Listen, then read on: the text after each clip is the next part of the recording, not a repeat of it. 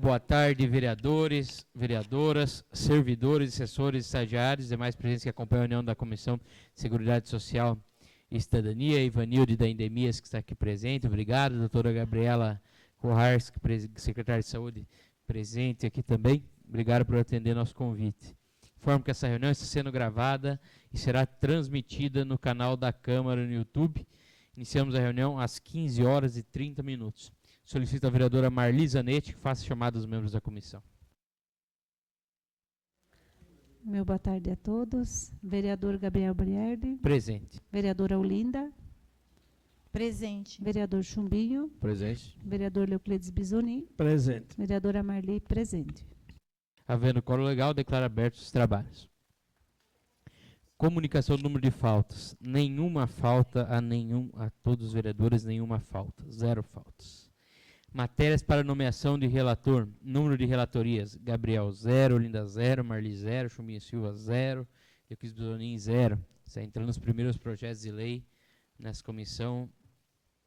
Agora, projeto de lei número 3 do Poder Executivo, que institui a carteira de identificação da pessoa com deficiência no âmbito do município de Toledo. Me autodesigno o relator do projeto.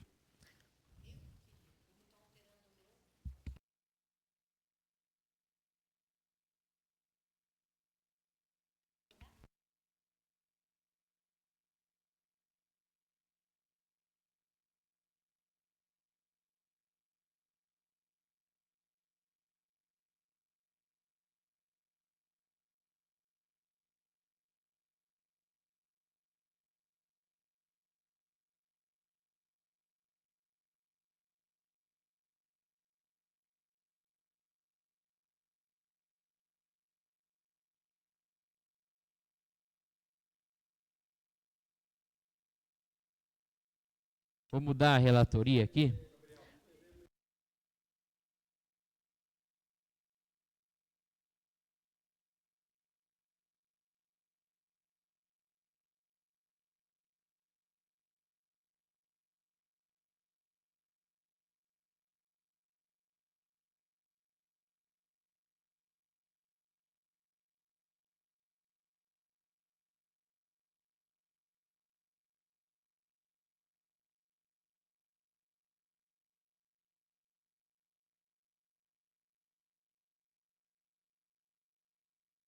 Então eu vou mudar aqui, vou designar a vereadora Olinda Fiorentin, respeito às legislações que ela também apresentou e foi aprovada por esse município. Eu também vou fazer uma emenda, já aproveito e já faço nessa comissão, e junto com a vereadora Olinda vamos estudar esse projeto para aprovar, que é uma questão também sobre a fibromialgia, que a gente quer incluir aqui nessa legislação.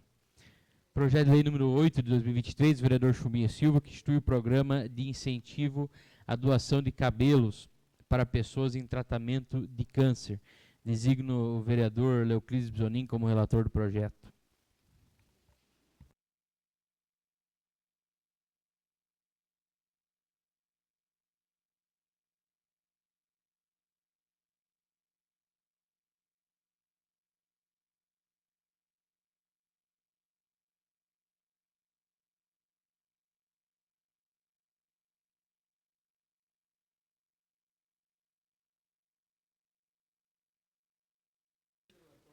E o projeto de lei número 19 de 2023, que autoriza o Executivo Municipal a assumir e a cumprir obrigações visando ao desenvolvimento do programa Médicos pelo Brasil no âmbito do município de Toledo. Designa a vereadora Marli Zanetti. Esse projeto está em regime de urgência, já passou hoje pela CLR, CFO e agora, posteriormente, vamos fazer a votação aqui na comissão. Comunico o projeto número 29, cuja nomeação de relatoria estava prevista na pauta dessa reunião, ainda não foi remetido a esta comissão. Então, antes da gente fazer a votação do 19, a gente fez o convite aqui através do pedido na primeira reunião do vereador Chumbinho Silva, e também da vereadora Olinda Fiorentin, que salientou essa questão sobre a dengue e a chikungunya, que é uma pauta sempre relevante do nosso município. E eu quero abrir a palavra, primeiro aos membros da comissão, se gostariam de falar alguma coisa antes. Posteriormente, a secretária Gabriela, a Ivanilde e a Juliana, que também se faz presente aqui. Obrigado. Vereador Chumbinho. Boa tarde, senhor presidente, senhores vereadores. Mais os nossos visitantes, a nossa patroa Gabriela. Só uma pergunta para fazer. Mudou a coordenadoria da dengue, da endemias? A linha está atestado. É que eu não estou vendo ela aí. Ela comentou comigo que talvez não ficaria no cargo, mas então ela continua só está atestado. Só para saber. Doutora Gabriela, você dar o início nesse debate? Boa tarde, presidente da comissão, vereador Gabriel Baerle. Boa tarde aos demais vereadores. Então, mais uma vez, agradecemos o convite, né? Como o presidente já falou, é sempre um assunto de interesse de toda a comunidade, não só da saúde, porque a gente lembra que dengue e chikungunya, uma parte é nossa enquanto servidores, enquanto técnicos, fazer a nossa parte, mas uma grande parte também a gente precisa da colaboração da população. Inclusive, nas últimas semanas está sendo veiculado nos meios de comunicação toda uma campanha a respeito disso, em relação à abertura dos imóveis para a entrada dos agentes, né? Durante a pandemia, esses agentes eles ficaram por um período sem fazer visitas no interior dos imóveis, por orientação da própria CESA. A gente está retomando isso e a gente sente uma determinada dificuldade de adentrar. E esse é um dos pontos principais das ações da Secretaria Municipal de Saúde em relação à dengue, porque o agente de endemias ele tem todo um olhar muito diferenciado em relação à detecção dos focos, de como prevenir, de como eliminar, de como realmente a gente pode dar andamento em prevenção e combate dessas doenças que são transmitidas pelo mosquito Aedes aegypti, né? Então, toda essa campanha também é em relação a isso. Mas, resumindo, a gente agradece o convite, a gente está à disposição para os questionamentos que surgirem e para conversar realmente com os senhores e com a comunidade. Secretária, a gente gostaria de ter uma explanação do pessoal da coordenação, você que está pela coordenação, ou da própria Juliana, para ver como é que estão os números lá de endemias, né? Os casos de dengue positivos, quantos aguardando, como que a população está respondendo em geral. A gente sabe que se faz busca ativa, né? Eu acabei também entrando lá na epidemiologia, na busca ativa de pacientes que não voltaram para fazer a coleta, tendo suspeito de dengue, não voltaram. Aí a estatística fica furada porque ninguém sabe se aquela pessoa estava com dengue ou não. E nós temos um problema sério que é o tal do celular, né? Eu acho que dos 50 pacientes que eu peguei lá para ligar, para retornar, para fazer a coleta de dengue, eu acho que eu consegui fazer ligação com 10, os outros 40 ou não atendia o telefone ou não dava ligação, isso durante 2 dias inteiros, 2 manhãs, né? Então a gente vê que, de repente, esses casos são muito maiores, o número é maior devido a essa pouca informação, o pouco retorno do paciente. O paciente muitas vezes não sabe que se ele teve dengue e não foi confirmado o caso porque ele não voltou a coletar, uma segunda ele pode ter os sintomas muito agravados, inclusive com dengue hemorrágica, né? Então é um susto que a gente passa neles, você tem que fazer o exame para ter certeza, mas eu já estou bem. Não, você tem que voltar porque, estatisticamente, se você teve dengue, você, numa próxima vez, você pode ter a situação muito complicada e muito piorada. Então a explanação que a gente gostaria de saber é números, como estão os casos, como está as vistorias, o percentual de atendimentos que vocês conseguem fazer nas casas e também essa questão do que a população está dando de retorno a toda a orientação que está sendo feita. Foi feita aquela campanha bacana, que até eu compartilhei em todas as minhas redes sociais, deixe alguém entrar lá, um negócio bacana que foi feito lá. Não sei se o retorno foi positivo, mas a gente gostaria de ouvir números, em cima dos números, a gente poder fazer algum questionamento aí. Obrigado.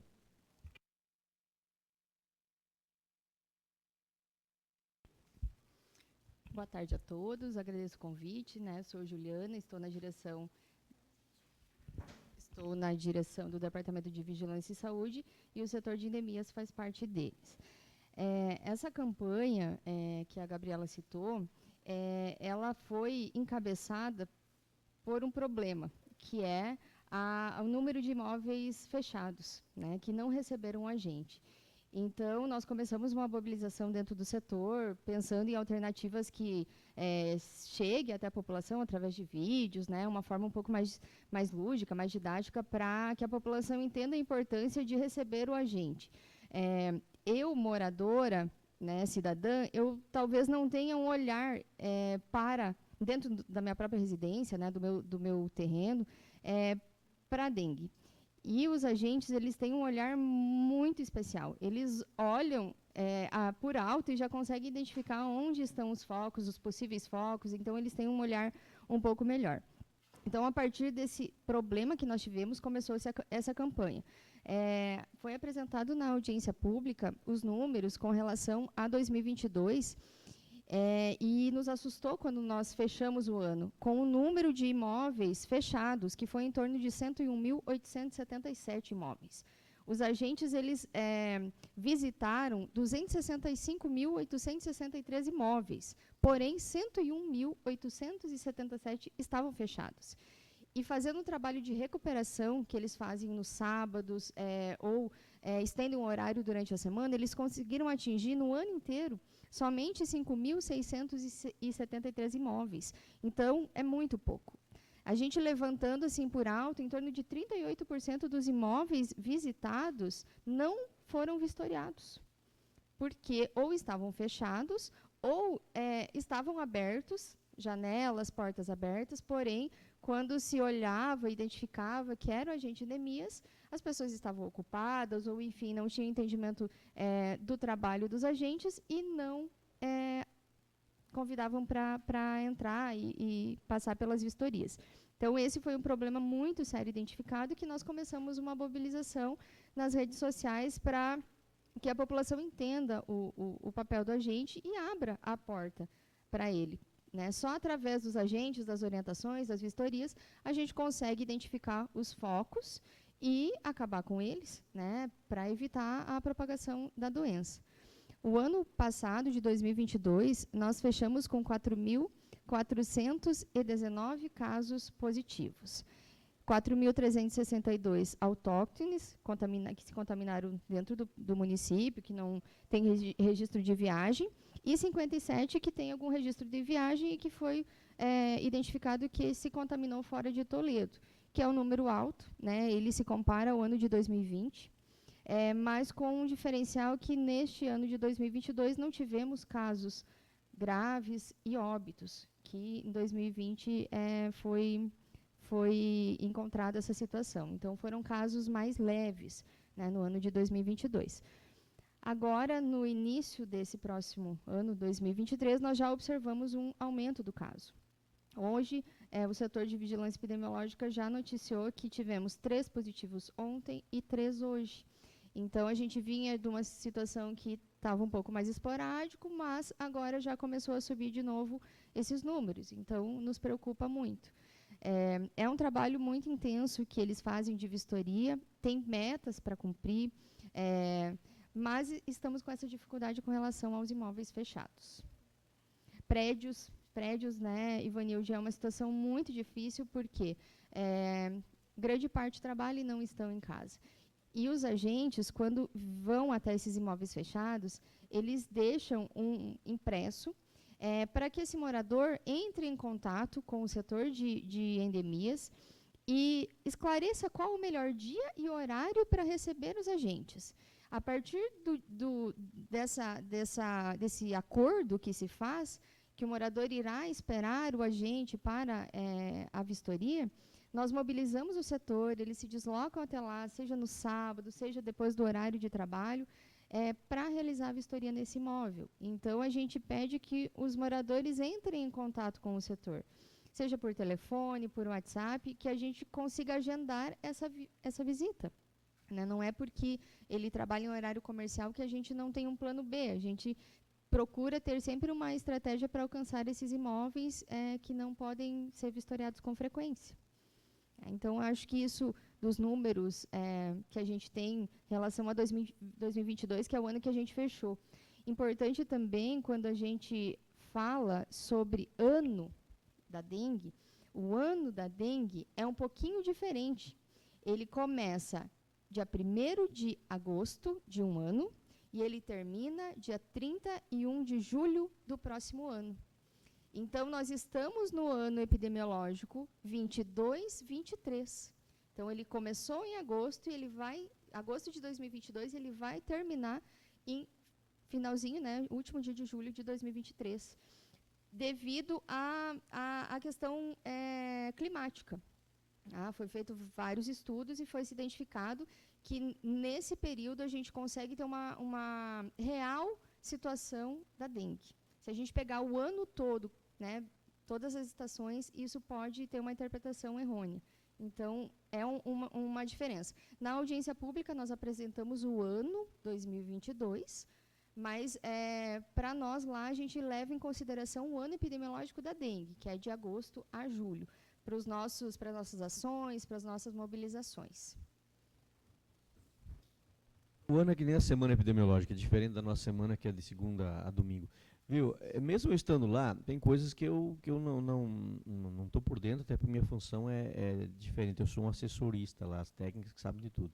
Mas esses números que você apresentou, devido a todas essas falhas que acontecem do paciente não retornar para fazer a coleta para confirmação, qual que é a estimativa de erro de estar furada a estatística, ao invés de 4 mil casos, pode ter lá 6 mil casos? E qual que é a estratégia depois que você faz a busca ativa lá, que nem a gente faz, a gente vê que 60% não funciona, você não consegue contato com a pessoa. O que se faz? Vai ficar furado assim mesmo ou se busca uma outra forma de fazer esse contato com o paciente para ele retornar e confirmar o caso ou não confirmar? Porque o maior problema nosso é quando o cara vai no mini hospital ou na UPA com sintoma de dengue, ele faz a consulta, o médico faz o diagnóstico, ou imagina o diagnóstico, faz a medicação, inclusive não dando medicamento para ele por suspeita de dengue, e manda ele fazer a coleta. Aí o cara toma o medicamento, vai para casa, melhora, não volta mais a fazer a coleta. Que estratégia que vai se utilizar para que a nossa estatística fique mais próximo da realidade? Porque a gente sabe que o risco para o paciente que já pegou dengue uma vez pegar uma segunda vez, ele se complica um pouco mais a saúde dele.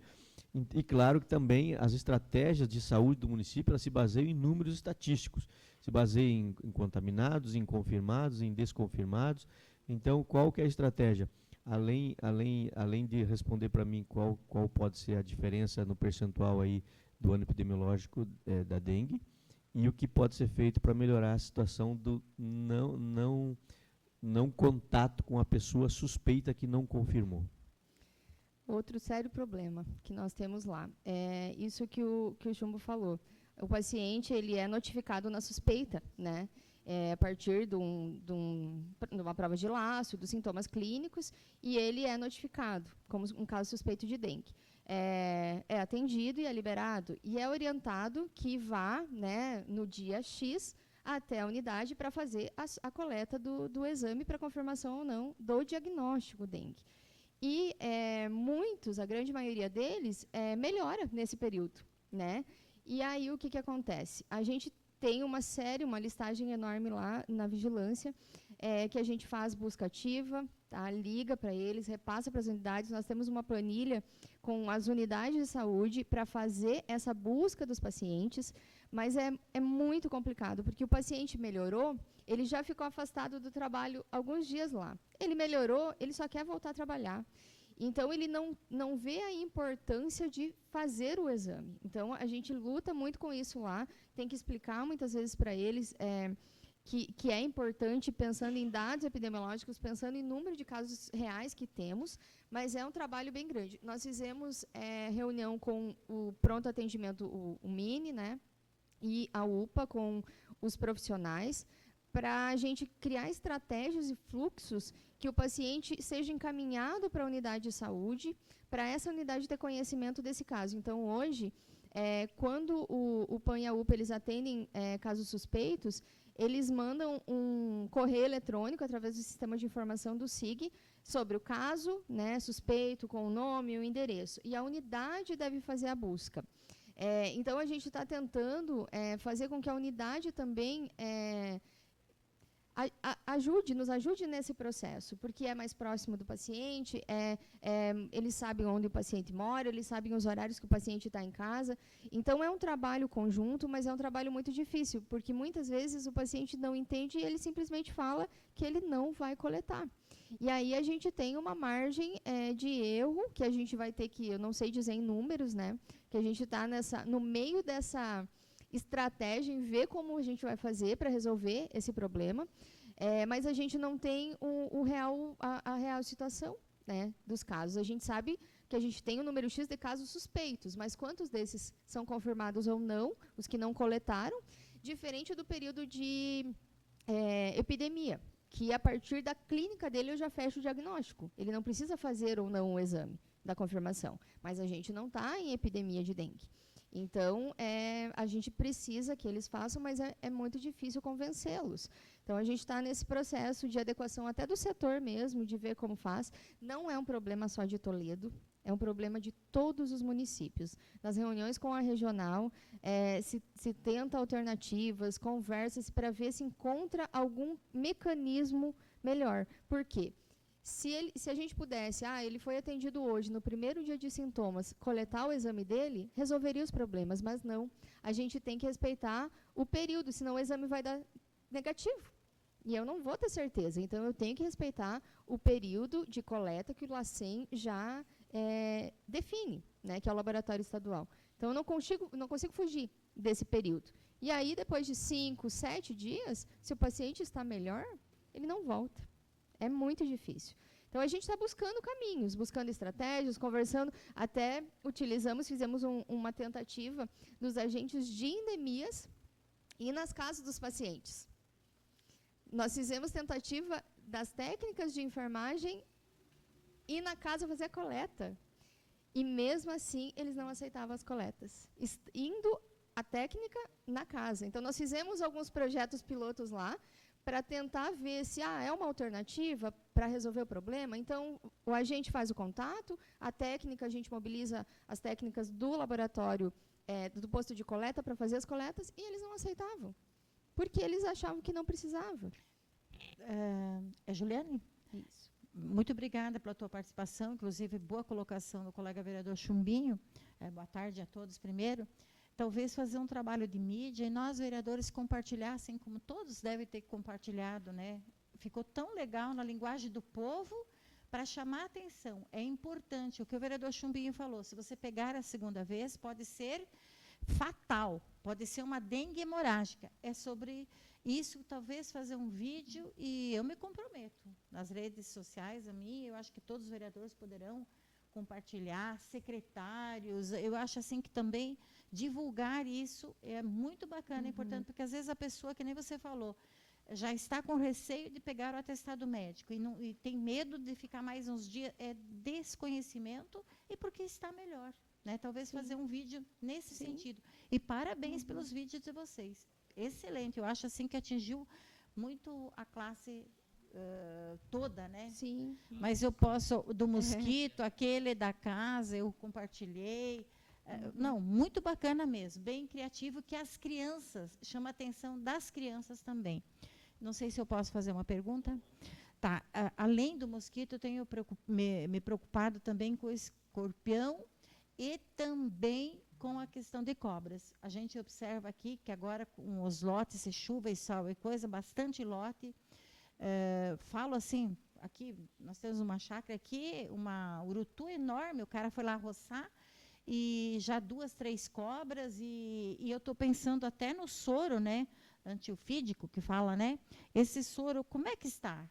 Tá, por exemplo, se tem o escorpião, existe, porque uma época eu sei que não tinha em estoque. Não sei hoje como é que está o estoque, talvez a secretária pode informar melhor. E eu tenho me preocupado muito, e se está fazendo um trabalho, além do mosquito, que, lógico, né? Mas essa preocupação também do escorpião, que já teve focos na cidade de Toledo, e também a questão de cobras, que estão aqui na nossa cidade. Isso não é mais coisa de sítio. Sim. Com relação aos soros, os hospitais, os pronto-atendimentos estão abastecidos. Tá? Isso a gente agora está regularizado. Teve alguns anos atrás uma dificuldade, mas agora já está estabelecido e a gente não tem dificuldade na manutenção dos estoques. Os escorpiões, a gente teve um bom resultado com a divulgação nas mídias sociais o ano passado, porque ficou-se muitos anos sem o setor, né, de endemias e a vigilância epidemiológica de registrar escorpiões na cidade. E aí a gente tinha a dúvida se de fato não tinha o escorpião ou se a população simplesmente eliminava ele ali no momento que encontrou e pronto. Por desconhecimento, por não saber que tem que entrar em contato com o setor, que a gente precisa enviar aquele animal para outro, para Curitiba para análise, para identificação da espécie. Então, o ano passado, como foi encontrado um número significativo em uma residência, num bairro da cidade, começamos uma mobilização social bem grande e, no decorrer do ano de 2022, os escorpiões foram aparecendo. Casos isolados, né, Ivanilde, na cidade, tá? Mas apareceram. Então, nós mandamos para Curitiba, identificamos a espécie, a grande maioria era o Titus, que é o escorpião amarelo, e nós percebemos que teve um bom resultado, que a população teve o conhecimento do que fazer quando encontrar. Que isso é principal, né? É o que fazer quando encontrar. Eu vou matar, eu vou capturar, o que eu vou fazer, tá? O trabalho do escorpião, a captura dele, é muito trabalhosa porque ela é mecânica.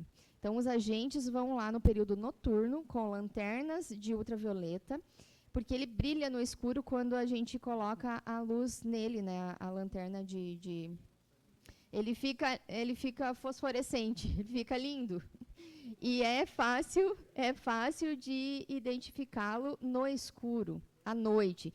Então, o ano passado, as equipes iam com as proteções devidas, com as lanternas, tem os frascos específicos para captura, no período noturno, para fazer a captura dos escorpiões. Onde foi encontrado? Então, a partir do momento que encontra um caso, tem um raio de distância ao redor daquela residência que tem que fazer todo um trabalho de captura, de vasculhar mesmo as casas ao redor para identificar algum animal ali naquelas casas da vizinhança. E é bem trabalhoso, né? Porque se tiver muito frio, ele se esconde.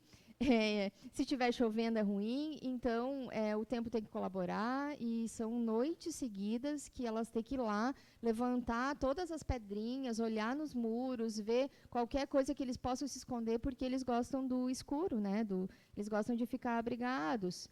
E os filhotes, né? Imagina o tamanho de um filhotinho de escorpião. Então, para identificar é difícil. Então, foi um ano bem turbulento com relação ao escorpião, mas tivemos bom resultado da população saber o que fazer. Tá? Isso é o ponto positivo que nós observamos. Com relação às aranhas e às cobras, a gente só pega, a gente não faz a captura, né? A vigilância não faz a captura desses animais. A gente faz o envio desse animal para Curitiba, para a identificação da espécie. Mas quando alguém captura, a gente não faz a captura desses animais porque... Isso. Então, a aranha, cobra e aquele... O barbeiro, a gente não faz a captura, só faz o envio para o laboratório para identificação da espécie. Com relação ao morcego, a gente faz a captura do morcego, os técnicos da sanitária fazem a captura, prepara-se o morcego e envia-se para Curitiba também para análise, enfim, e pesquisa de raiva humana. De raiva animal, no caso, mas que pode passar para o humano. Esse trabalho de captura dos morcegos, a gente tem um pouquinho de dificuldade, que a população entenda que a gente não vai lá na casa que tem um monte de morcego no forro, capturar esses morcegos. Não. É aquele morcego encontrado isoladamente numa residência, num lote, em algum local, e que ele não está aparentemente saudável. Então, ele está lá doente, que vê que ele não consegue voar, que ele está com algum sintoma de doença. Aí, sim, o técnico faz a captura, tem capacitação para isso, né? Faz a captura, tem que ter muito cuidado, e envia-se para Curitiba para pesquisa da doença raiva. Então, a gente não vai nas casas, não vai nas escolas, não vai nos locais capturar lá nos forros, porque a gente não consegue, não tem pessoal para isso e não é a função. A função de capturar o morcego é identificação da raiva. Tá? E não exterminar ele do local onde ele está morando. Basicamente isso. Só fazendo mais uma colocação. Esses prédios que têm a dificuldade de entrar para verificar a questão da dengue, né? Existe a tática de fazer, de repente, reunião com os síndicos para conscientização, alguma coisa assim? Essa é uma pergunta. E a outra é a questão em quais bairros que está mais incidente a questão do mosquito. Esse negócio de conscientização aí, em 2018, eu era secretário da Infra Rural, como eu sempre fui da saúde, e lá no pátio de máquinas tinha aqueles caminhões que foram apreendidos da Transportec, virou, não só isso, mas também virou um criame de mosquito incrível lá, e ainda tinha os vizinhos lá, que era o pessoal do Ferro Velho. Então o mosquito lá era uma loucura, se no escritório tinha lá, chegava de manhã já tinha que botar a roupa até aqui para não ser picado. E lá eu tenho certeza que deu uns 12 casos de dengue, e quem foi fazer exame foram só 2 servidores. Mesmo eu dizendo para eles que tinham que fazer exame, porque na segunda vez a situação poderia complicar. Teve diretor que teve dengue, não foi fazer exame, aquilo era 100% de certeza que era dengue. Então essa questão da conscientização, mesmo em pessoas que são esclarecidas, tinha eu da saúde lá, que era da saúde, explicava, isso aqui é muito complicado, você tem que ir lá fazer os exames, a gente sabe que aqui o mosquito está cheio de mosquito, que tinha doença ao redor também. Então a conscientização ela fica muito complicada, porque as pessoas mesmo esclarecidas se negam a ir fazer o exame. Então, isso que a Olinda falou, de repente, fazer uma campanha maciça, mesmo que assustando mesmo, dentro da legislação, mas assustando mesmo, colocando a situação real, porque as pessoas, a menina falou para mim a semana passada, moço, eu não vou fazer o exame, eu estou muito bem, já voltei a trabalhar. Eu falei, mas você sabe as complicações que pode ter numa segunda recaída de dengue? Não, o que pode ter? Você pode evoluir para dengue hemorrágica, como é que tu vai saber se você teve? Então, você tem que saber. Então eu vou. Quer dizer, se você assustar, vai, senão não vai, né? Fica à vontade, Juliana. Com relação ao trabalho nos prédios, os coordenadores eles fazem o contato com os síndicos, agenda-se um dia e horário, né, para fazer essas vistorias nos prédios. Então, normalmente é no final de semana, né, quando os moradores estão, né, não estão trabalhando, mas mesmo assim, no dia e horário marcado, eles conseguem 2 apartamentos de 20, por exemplo, e o síndico, assim, ele mostra para as meninas que avisou nos grupos, que está tudo certinho, eles confirmam, né, o dia e o horário, e mesmo assim eles não conseguem entrar nos apartamentos. Fazem mais a parte externa e um ou outro apartamento que tem a conscientização de estar em casa. Juliana, e a imobiliária, perdão, presidente, só a imobiliária continuam, vocês que se contato com as imobiliárias, porque tem muitos imóveis, inclusive, fechados, né? Problema de calhas e tal, e eu acho que a chave sempre está com a imobiliária. Sim. Como é que é esse trabalho? Sim, foi feito o trabalho também com as imobiliárias. A gente teve sucesso em algumas situações, mas em outras situações não. Por quê? A gente depende que a imobiliária vá abrir a porta daquela residência. E a proposta das imobiliárias é que não, é que o agente fosse lá, pegasse a chave, fosse, vistoriasse e devolvesse. Então, a gente discordou com essa política, né? A gente não viu como correta responsabilidade, né? A gente não concordou, então não tivemos muito êxito. Tem imobiliárias que são parceiras e que, quando a gente entra em contato, vai, né, abre as portas e ok. Mas tem algumas imobiliárias que alegam que é muito trabalhoso para eles, é muito dificultoso de ir nas casas e abrir todas as casas para as vistorias.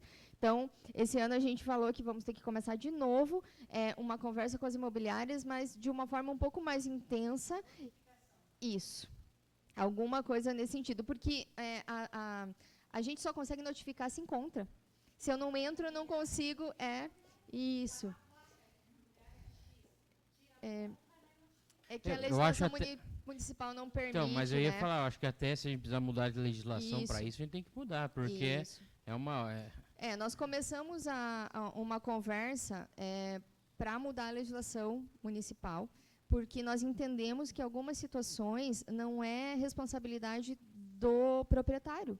Se ele delega uma função, uma atribuição para aquela imobiliária, ele desconhece a situação, ele mora em outra cidade, como é que a gente vai ter acesso? Então, começamos uma discussão também de alteração de alguns pontos da legislação municipal. Cascavel, Juliana, tem uma observação que eles colocam um cartão, uma plaquinha nos imóveis que é autuado. Eu não sei a legislação lá, vereador Gabriel, como que é, vereador Bizunim, mas é exatamente nesses imóveis que tem resistência, é alguma coisa assim, que eu vi, já que eles colocam, tipo, imóvel autuado, tal, com risco de dengue, para até avisar os vizinhos, tá?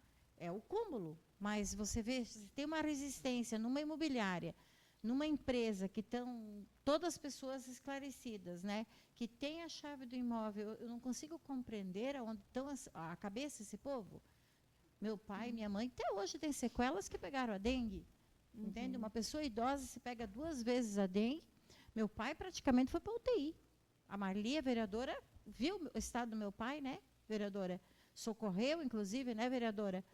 Deu tipo uma convulsão, né? E era um quadro febril e a pessoa idosa, ela não tem resistência mesmo. Eu acho assim, trabalhar com a mídia, vocês já estão avançando um monte, nunca foi, inclusive, parabéns à equipe, nunca foi falado tanto de dengue como agora, né? Assim, em mídia, né? Então, eu acho assim que poderia ser feito. Forma de notificar, né? Os agentes passam ali, imobiliária X, tira uma foto, tira a foto por setor, né? Por mapa, por setor, e chega nas imobiliárias e entrega uma notificação, né? A gente vai ver toda a legalidade dessas situações, porque a gente vai precisar de ajuda do jurídico para ver o que pode, o que não pode, né? Para sugerir nessa alteração da mudança. Com relação aos bairros de maior, que o Chumbu questionou, de maior índice, a gente fechou o LIR agora de janeiro em 2,4, que o recomendado é até 1, né? E os piores bairros foram o Boa Esperança, São Peregrino, Industrial, Lorenzetti, Porto Alegre, Esplanada, La Salle, Facchini, Santa Maria, Santa Clara, e assim sucessivamente. Eu tenho uma pergunta para a Ivanildo, que a gente sabe que a equipe de vocês que está geralmente em loco, queria saber, esse pessoal que é notificado, geralmente são reincidentes ou é pessoal mais novo, ou tem aquele pessoal que é realmente reincidente, não consegue entender a gravidade que é permitir os focos de dengue, né? Então, sobre isso, quando tem já 2 notificações, aí já é multado, né? Aí, com isso, até a gente está conseguindo, né? Conseguindo que eles abram a porta, que eles atendem a gente, que a gente está lá para o bem maior, né? Que é a saúde da população, né? Então, nunca se teve tanta notificação, porque os agentes agora coletam mesmo, vai para cima, né? E através disso, a população está ficando com receio, eu acho assim que foi uma boa, só 2 notificações. Eu acho que até teria que mudar a lei, sabe? Que uma notificação era o suficiente já. E até por lixo, sabe? Porque a gente vai em casas aí que parece um PE, um ponto estratégico de tanto lixo. Então, eu acho que tinha que mudar a lei, sim, do município. Então, tem que ser a primeira, porque agora é a segunda, né? Tem 2 notificações que a pessoa é feito a multa, né? Essa é a discussão essa é a discussão que nós tivemos de alteração da legislação, porque vários municípios uma notificação Já gera tem multa. conscientização. Ele é automático, porque o agente ele passa mensalmente orientando. Então aquele morador é orientado, né? E é todo ano, e há quantos anos que é feita essa conscientização? Isso. Eu estou há 11 anos, e eu passo em casas que eu passei logo que eu entrei na dengue, tá a mesma coisa. Isso que a gente está trabalhando com acumulador, fazendo um trabalho, né, de orientação com psicólogo, fazendo todo um trabalho maravilhoso, né? E ainda assim a pessoa tem resistência, né, de desfazer do lixo, né? Então, assim, a gente teve vários avanços, né? Nesses 2 anos aí que a Lília está coordenadora, né? Através desse trabalho, de trabalhar com o acumulador, que também é um problema muito sério no nosso município. Inclusive, vereadores, esse trabalho dos acumuladores, desenvolvido pelo setor de endemias, em parceria com a Ivanilde e a Lilian, ele foi escolhido para ser apresentado presencialmente e oralmente no Congresso Estadual dos Secretários Municipais de Saúde, no COSEMS. Nós fomos até Foz com as meninas em setembro para elas fazerem a apresentação oral do trabalho, né?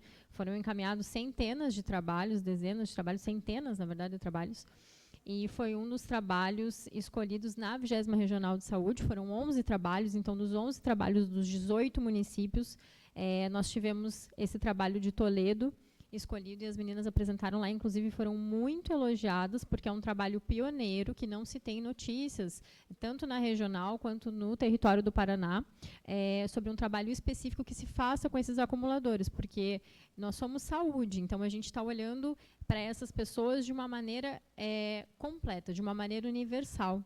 O acumulador, ele não está acumulando porque simplesmente ele quer acumular. Ali, por detrás, tem saúde mental envolvida.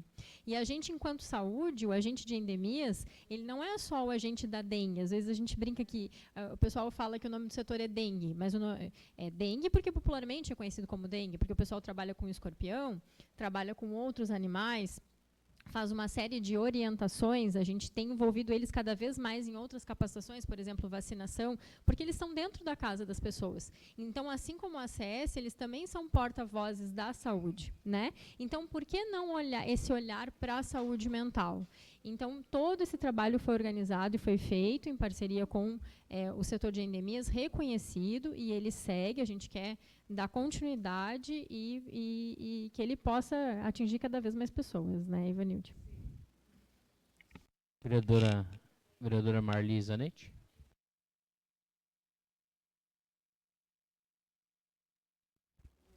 Mais uma vez, o meu boa tarde a todos. A minha pergunta é, eu atuei 2 anos, né, como agente de endemias, tinha o DEM 1, DEM 2, DEM 3, DEM 4.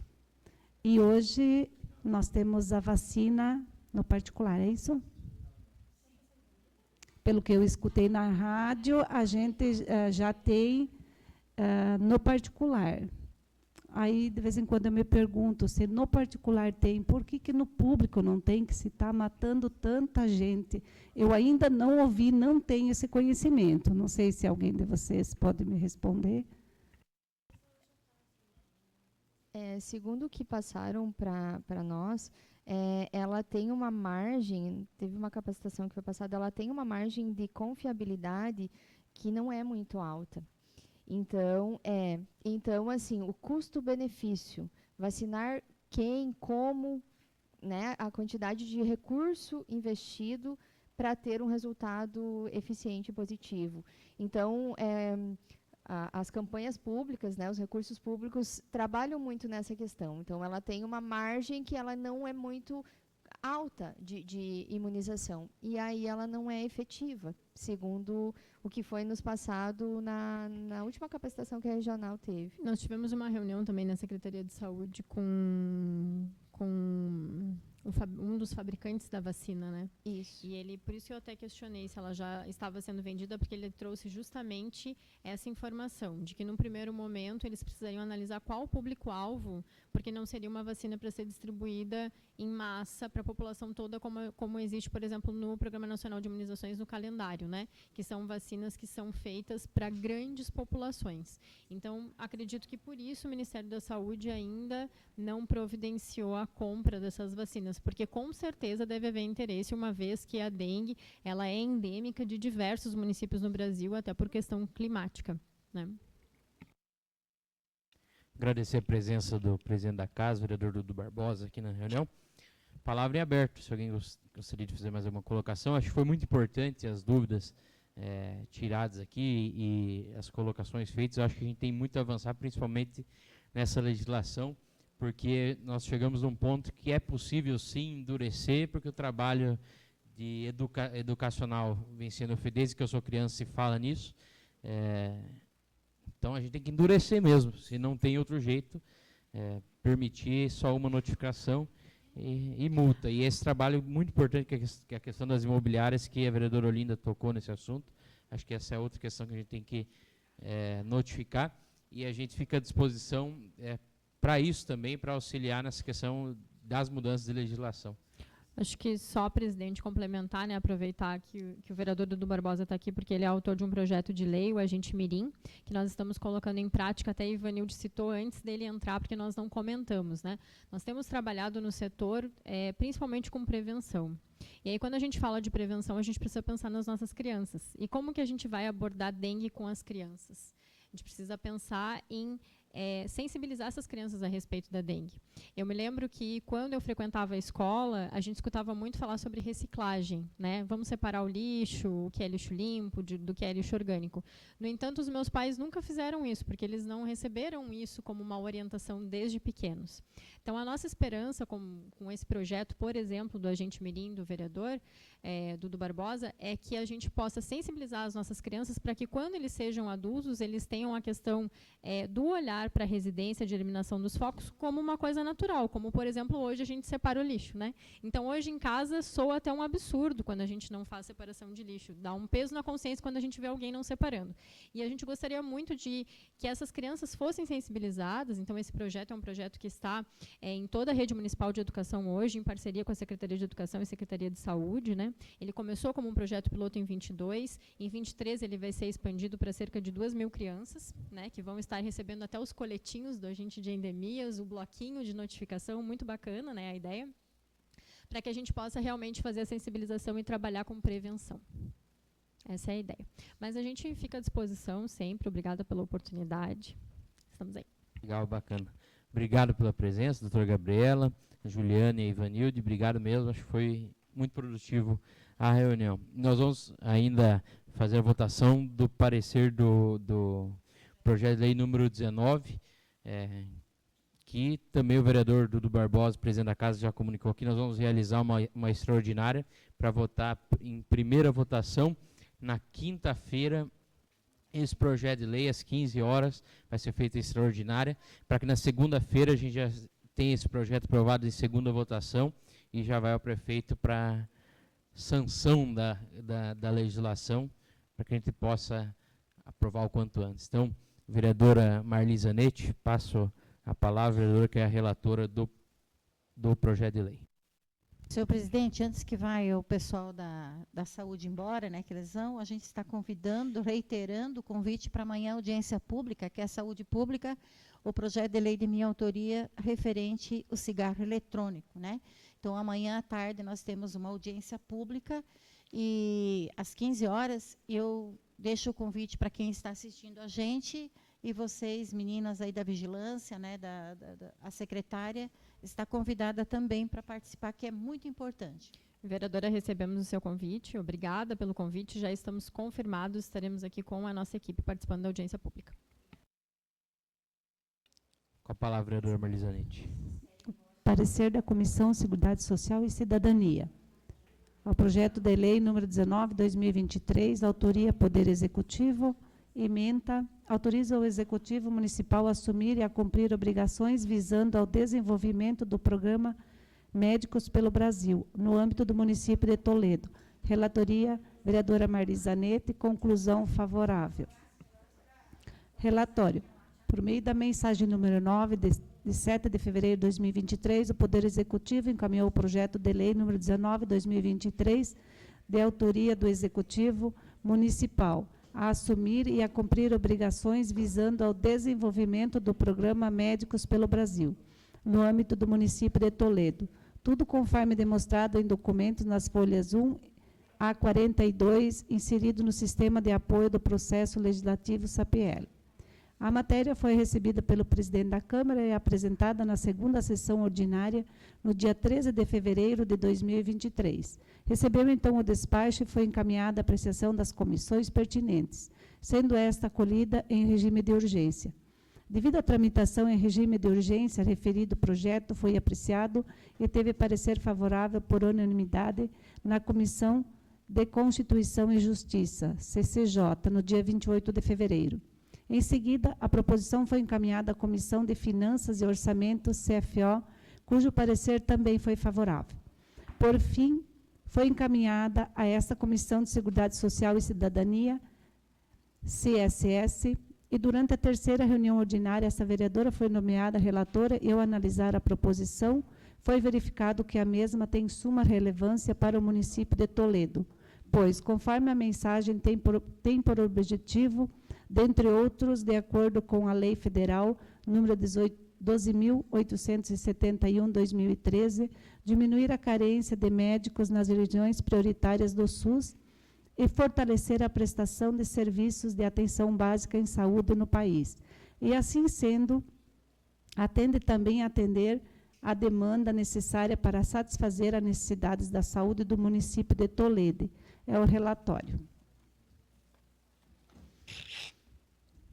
Voto do relator. Considerando o disposto do parágrafo 3º do artigo 162 do Regimento Interno, tem-se que a matéria visa autorizar o Executivo Municipal a assumir e a cumprir obrigações visando ao desenvolvimento do programa Médicos pelo Brasil no âmbito do município de Toledo. Objetivar incrementar a prestação de serviços médicos em locais de difícil provimento ou de alta vulnerabilidade e de fomentar a formação de médicos especialistas em medicina de família e comunidade, no âmbito da atenção primária à saúde no SUS. É direcionada aos médicos especialistas em medicina de família e comunidade, no âmbito da atenção primária à saúde no SUS. Ao analisar o projeto de lei em questão, essa relatora entende a importância de sua aprovação visando a melhoria do atendimento médico aos munícipes de Toledo. Há uma carência muito grande de profissionais, seja pelo crescimento populacional, seja pelas intérpretes provindas de novas doenças, ocasionando abalo no sistema público de saúde. Neste panorama, é possível afirmar que esse programa será, pelo menos a médio prazo, uma solução no fortalecimento da prestação de serviço de atenção básica em saúde em nosso município. Assim, em face do exposto, analisando o projeto de lei número 19 de 2023 e considerando os objetivos que orientam sua propositura, o relatório é com parecer favorável à aprovação da proposição. Câmara Municipal de Toledo, 28 de fevereiro de 2023, relatora Marli Zanetti. Em discussão. Presidente, só para...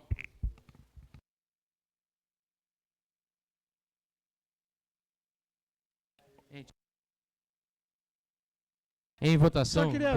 Só queria um segundo, só para dizer o seguinte, Jumbi, hoje de manhã nós fizemos já antecipado também, que é para 23, 24 e 25, não é um ano, 9 meses agora, depois 12 meses, mais 12 meses. Então parece um médico, mas um médico para lugar que não tem é bastante, né? Então você fala, mas é um médico. Um médico, mas no lugar que não tem um médico já é 100% daquilo que não tinha, que era 0, né? Então por isso, outra coisa, segundo informações, dia 6 de março, vence, se nós não aprovarmos, por exemplo, segunda-feira, publicarmos, não é possível entrar nesse mais médico, que vai ser 23, 24 e 25. Em votação, vereador Chumbinho, como voto? Voto com o relator. Vereador Leoclides Bisonin? Voto com o relator. Vereadora Aulina Fiorentin? Voto com o relator. Da mesma forma, voto com a relatora. Fica aprovado por unanimidade. Vamos ao encerramento. Cumprida a finalidade dessa reunião da Comissão de Saúde, Seguridade Social e Cidadania, declaro encerrados os trabalhos às 16 horas e 24 minutos. Obrigado e boa tarde a todos.